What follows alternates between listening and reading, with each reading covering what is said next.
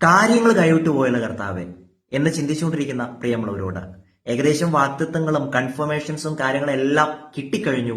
പക്ഷേ അടുത്ത ഒരു തലം കാണാതെ വണ്ണം വലിയ നിരാശയിലിരിക്കുന്ന പ്രിയമുള്ളവരോട്, പ്രിയരെ, നിരാശപ്പെടേണ്ട സമയമല്ലിത്. ദൈവത്തിന്റെ പരിശുദ്ധാത്മാവ് നമ്മെ പരീക്ഷിക്കുന്ന ഒരു സമയമാണിത്.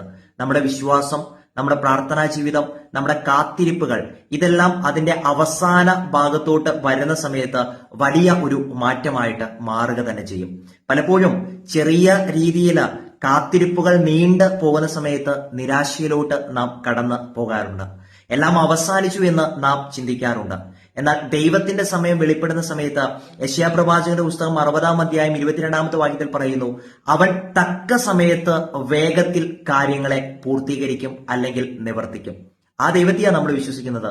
ദൈവത്തിന്റെ തക്ക സമയം കുറച്ച് ബുദ്ധിമുട്ടാണെങ്കിലും കാത്തിരിക്കുന്നവരാകുവിൻ, അതൊരാശ്ചര്യമാകും. God bless U.